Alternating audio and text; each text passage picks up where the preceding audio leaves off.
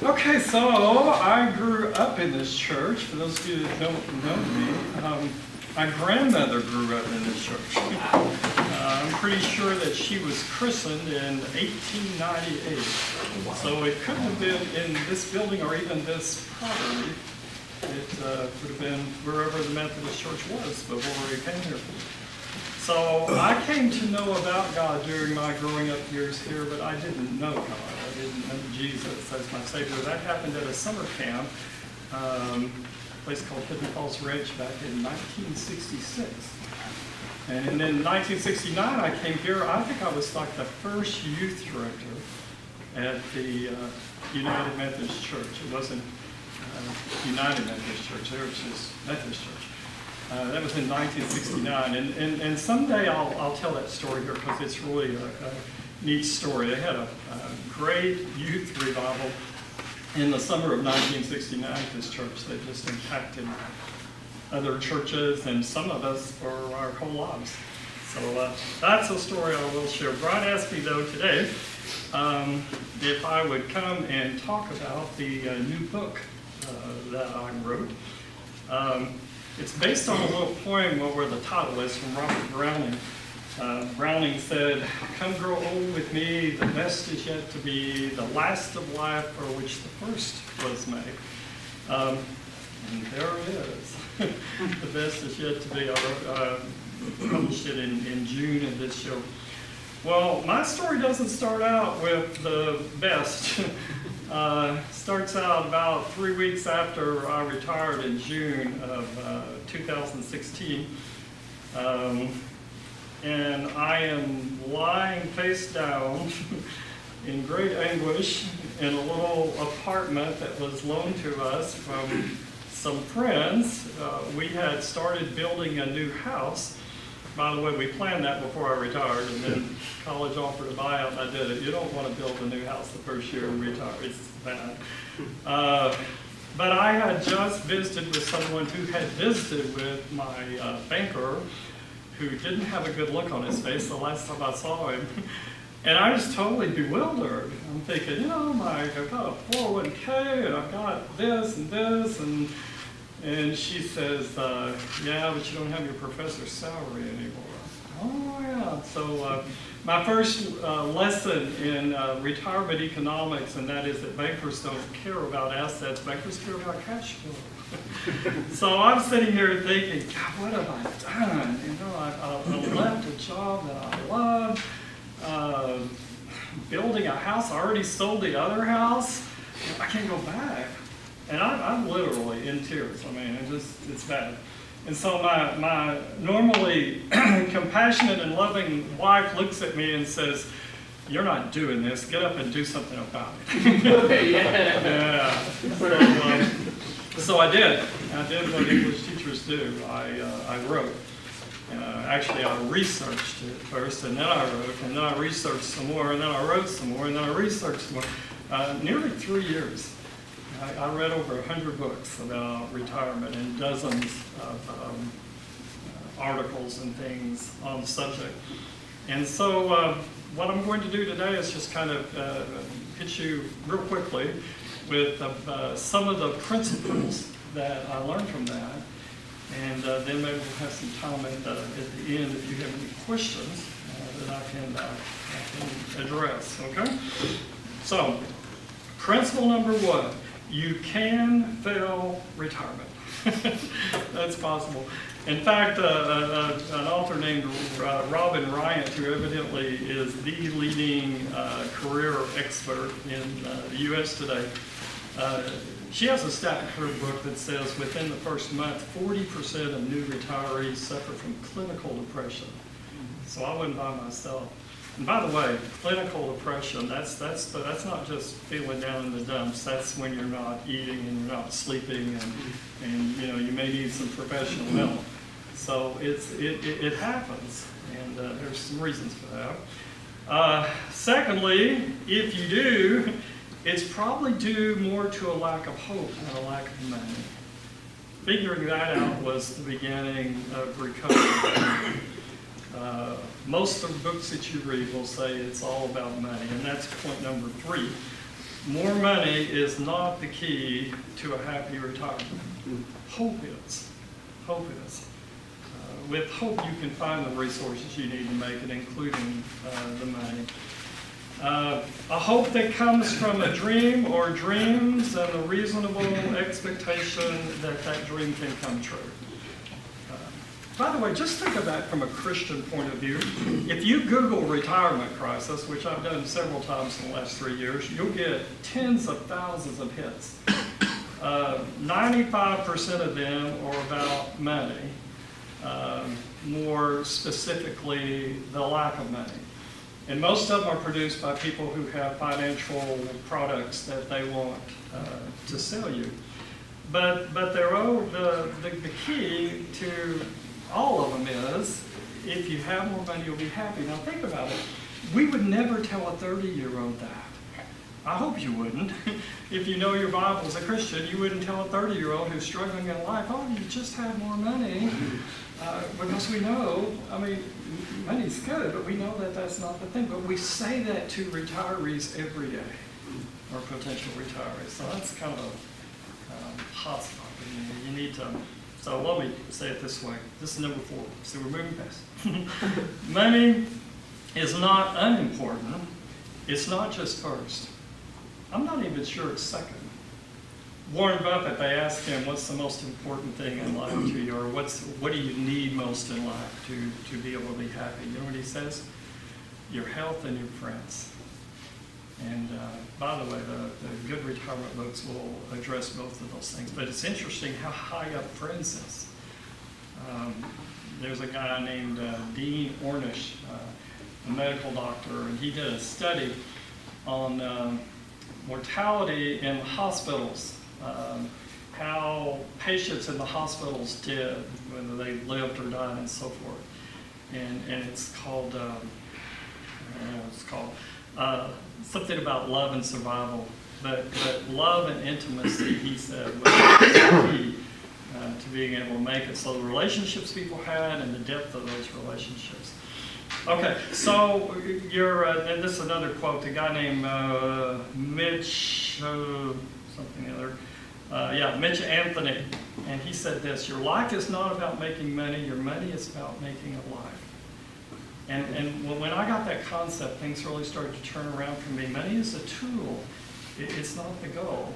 And so once you realize that and you start with the dream, let me put it this way. My research showed that there were 2 approaches to retirement. The first one I call the more traditional approach and the money first approach.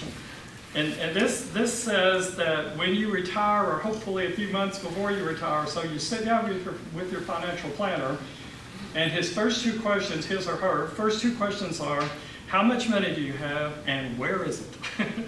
And my guy says that if you have a financial planner that has those first 2 questions, you probably have the wrong planner. You need to go somewhere else.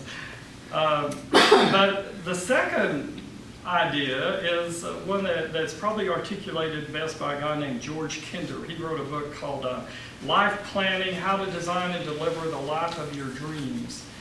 And so Kinder, when he sat down with new retirees or people getting ready to retire down the road, he asked them 3 questions. The first question was, if you had all the money you wanted, what would you do? Who would you be? Money were no problem. Number 2, if you had the same money that you have right now, but you knew you only had 6 or 7 years to live, who would you be? What would you do? And the final question was, if you went to be with Jesus tonight, what would you regret? What would you wish that you had done? Who would you wish you had become? That totally turned it around for me when I read that book. The money scares and emphasizing only the money had eclipsed the dream. Once I got the dream part down, I found the money. And by the way, it happened very quickly. I realized that the budget that I had made before everything happened, really did work. And there were some other things that I could tweak and do and make it happen. So But he's not the most important thing. It is important, but if you have the dream, you'll find the resources, including the money. Kinder called it lighting the torch. You need to light the torch. By the way, I think it's a real Christian concept. I'll come to that in a moment. But let me go ahead and say it this way first. C.S. Lewis, who's probably my favorite writer, he said, what the world needs is not more little books on Christianity, but more little books on other subjects by Christians where their Christianity is latent. So their Christianity doesn't bowl you over. Their Christianity doesn't, gush at you. It's there and you don't realize it. If you've read C.S. Lewis's biography, then you know that that was true for him. He said, I was suddenly realizing that all the good authors that I was reading were Christians. What's up with that? So I tried to write the best book I could write on retirement. And if you're a Christian and a writer, your Christianity will seep into what you write. You can't help it. It's just part of who you are. So I'll let you judge when you read it, if you read it, whether it stays latent or not. I quote Lewis probably at least 3 times, so I'm not sure how well I'm doing keeping it out. Okay, next point. Hope comes from dreams. Dreams come from identity. You dream what you dream because you are who you are. Okay? So if you want to figure out what your dreams are, you need to figure out who you are. And identity, I think, or recognizing identity, comes from your life stories. You go back and look at your life. And most of the experts say childhood is really important. And so I did that 3 or 4, 5 months into retirement. I took 2 days and I interviewed the former versions of me.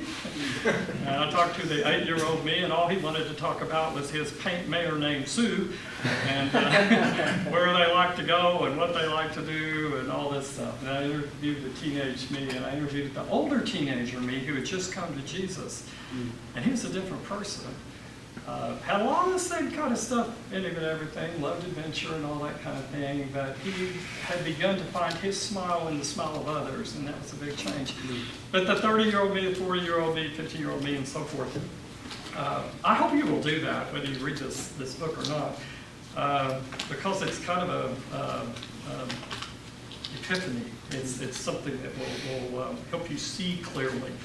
I found out several things about me. I found out I like to build things, whether it's houses or a room in the house or something in the backyard, or I like to build organizations.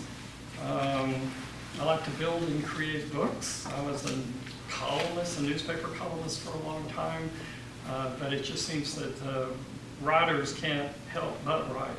I found out I was an adventurer. My adventures have taken place on horseback, Joe, on bicycles. Now it's usually on my own 2 feet. I like to climb mountains, which my daughter got me started on when I was 56 years old. We try to climb at least 1 peak every year. I like to teach. I've always been a teacher, even before I had the role as a teacher. And when I'm teaching, I really like to get the students who don't like the subject the most, or who are afraid of the subject, and that's the big thing. I like to give hope. I feel like, and part of my story is, and maybe someday I'll tell you, that I was very much without hope as a young teenager. And so when I finally found hope in Christ, then that's what I wanted to do for people. And then kind of a provider. I asked God a couple of years ago if I could be an assistant dream maker. I think God is the only one who can make dreams come true. And so I asked him if I could help with that. If I could be his hands, his voice, his whatever sometimes to help others' dreams come true. I can't think of anything better than that. So that's kind of who it was. Christians would call what I was figuring out calling. Os Guinness, I don't know how many of you have read Os Guinness, but it's a great Christian thinker. He's now in his 80s or so. But he wrote a book in 2003 called The Call. And Os Guinness says there are 2 calls in life. The most important call, or in the Bible, the most important call is to Christ himself. Okay, that's first. He calls you to come and believe in him for salvation and become his disciple. The second call, though, he says is really important, and that has to do with your identity. The spiritual gifts that God gives you, the natural gifts that he's going to use. He calls you to be the best you that you can be. I share this with people, and sometimes they say, I see how you did that, but I don't see it for me. I don't know what my calling is.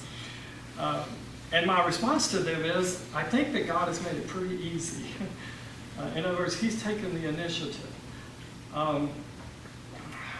I think when I went out to Hidden Falls Ranch and became a Christian, sometimes I'll explain that I was looking for God. I was a seeker. We talk a lot about seekers today. But, in the Bible, the emphasis isn't on man seeking God, it's on God seeking man. In fact, Romans says there's none who seeks after him, no, not one. But the whole story of the prodigal son, the whole story of the 99 sheep and the one lamb is the shepherd seeking them. So we don't seek God so much as he seeks us. He's not lost, we are. And I think the same happens with calling. I think if you don't recognize your calling, or if you don't find your calling, I'm just almost sure that your calling will find you. Remember the Hans Christian Andersen fairy tale, The Ugly Duckling? I'm reading that. Well, it turns out he wasn't ugly nor a duckling, right? He just ended up in the wrong nest. And the other ones told him that he was a duck and an ugly one. And so what happened? How did he figure out who he was? Well, the story says that one day these swans were flying overhead, and he looked up at them, and he had a strange pulling in his heart, an aspiration that wasn't there before. By the way, if you're looking for your calling in life, that's one thing you want to look at. Where have you stood? What have you been doing where you suddenly felt pulled in a direction? And then about 2 years later, the ugly duckling is paddling out by himself because the ducks won't hang with him because he doesn't look like them. And so he's out paddling in the pond, and he sees some beautiful swans over here. And he decides, I'm going to go meet them. They're the most beautiful creatures. I don't care if they kill me. I'm going to go meet them. And he's paddling towards them, and as he does, he looks in the water, and he sees himself. And he's a swan. Isn't that cool? His calling finds him. And I think that's what happens if we start kind of interviewing ourselves and everything. We start seeing strands. Things that were true when we were in elementary school, that were true when we were teenagers, when we were 30, and that's probably it. So your priority, your first priority as a retiree, and this is kind of where I'm ending this part of what I want to say today, is discovering that calling. And by the way, a sense of calling cancels that loss and panic that put me on the floor in that apartment. Because when I left Emerald College, I felt a deep sense of loss. Felt like I was leaving what I loved, teaching. And I was leaving those relationships, those people I was teaching. Os Guinness says, you can retire from a job, you can't retire from a calling. My calling had followed me whether I realized it or not. By the way, that's right out of the Bible, Romans chapter 11, verse 29. Paul says, the gifts and calling of God are without repentance. That's what the King James says. The New American Standard says, the gifts and calling of God are irrevocable. So what you have in your calling is going to follow you. And so when you retire, it's more like the next stage. It's not like a whole different thing. Okay, so I want to conclude with a couple of thoughts about the spiritual aspect of this. I said that I didn't want to make that just blatant or prominent in the book. Somebody else could write that book about the Christian concept of retirement. I just wanted to write about what all the experts were saying about it, but from a Christian perspective. Well, let me tell you what kind of kept me in the game there. First was John 10:10, one of my favorite verses from when I first became a Christian at 17 years old. Jesus says, the thief comes only to kill, steal, and destroy, but I am come, what? That you might have life and have it more abundantly. And I suddenly realized a few months into retirement that verse isn't written just for teenagers. It's not age specific. That verse is for everyone, whether you're 7 years old or 70 years old. But abundant life God still wants you to have. And the second part kind of goes with that, and that is that God's power, which gives you a significant vocation. Nancy Schlossberg, one of the writers, called it the mattering test. You need to do something that matters. Well, God's power that helps you to do that is also not age specific. It's not limited by age. And so the Bible has a lot to say about the very young and the very old, and how God does amazing things through them. Paul tells Timothy, let no one look down on you because of your youth. King Josiah was 8 years old when he became king of Judah and ruled over 30 years, one of the best kings of Judah ever. King David, the shepherd David, was in his late teens when he slayed the giant that nobody else wanted to take on. Well, Abraham was 75 years old when he went from Ur of the Chaldees to a place that he hadn't even seen. I thought it was hard moving. And I was like 67. He'd never even seen it. And he went. And you're here today. The Bible calls us children of Abraham. I mean, of the faith of Abraham. Moses was 80. When Moses was 40, Stephen says in the book of Acts that he was a man mighty in words and deeds. But God didn't call him then. He's 80 years old. He's a shepherd and he has a stuttering tongue. And God says, you're the guy. And he knows and takes the people. Well, my favorite is Caleb. Caleb and Joshua are the two spies, you'll remember, when they go into the land, they come back with a favorable report. The 10 come back and say, yeah, it's a land that flows with milk and honey, but guess what? There are giants there, and we were as grasshoppers in their sight. Know where we're going. And Joshua and Caleb basically say, the bigger they are, the harder they fall, let's do it.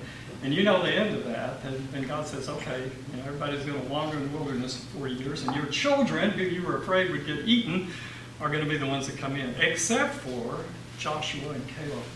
And so in chapter 14 of Joshua, they've gone into the land, they've conquered the land, most of it, and Joshua is partying up the real estate. Who's going to live where? And of course his friend Caleb's going to get first shot. And so these are words from Caleb. He says, when the people made the heart of the spies, the 10, made the heart of the people melt with fear, I followed the Lord my God fully. Now behold, the Lord has let me live, just as he spoke, these 45 years, from the time that the Lord spoke the word to Moses. I am still as strong as today as I was in the day Moses sent me. As my strength was then, so my strength is now, listen, for not playing around a golf, for war and for going out and coming in. Now then, give me this mountain about which the Lord spoke on that day. By the way, I missed a line here. When Israel was in the wilderness, and now behold, I am 85 years old today, and I'm still strong. Okay. Now then, give me this mountain about which the Lord spoke on that day, for you heard on that day that the Anakim were there. That's the name for the giants. With great fortified cities, and perhaps the Lord will be with me, and I'll drive them out as the Lord has spoken before. 85-year-old guy, and he's like the toughest warrior in Israel. Well, that's good stuff, and that's a good thing, and kind of what I want to leave you with today.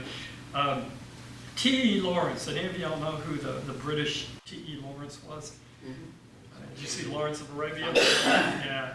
He was a decorated British soldier that had a lot to do with the Arab revolt post-World War I. It kind of shaped the Middle East that we have today. Amazingly courageous person. If you haven't seen the movie, I'll go back and see it. T.E. Lawrence, when he got out of the service, wrote a book, and he said this. He said, all men dream, but not equally. Those who dream by night in the dusty recesses of their minds wake in the day to find it was vanity. But the dreamers of the day are dangerous men, for they may act their dreams with open eyes to make it possible.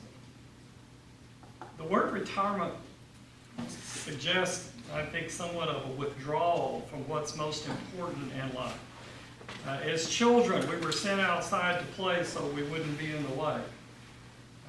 As retirees, I think the culture often treats us the same way. We're sent outside. being dismissed from meaningful work and activities for much the same reason. Just don't get in the way. There's no room in the modern concept of retirement, I say, for dangerous men and dangerous women. Folks with their eyes wide open in pursuit of dreams that not only matter to the dreamer, but to society as a whole. So that's my challenge to you today. That's not that. It's whether you're teens or 20s or 30s or like me, further up there. Be a dangerous person for God. Dream with your eyes wide open. And by the way, don't forget your Bible stories. Dreams are powerful things. Let's pray real quickly.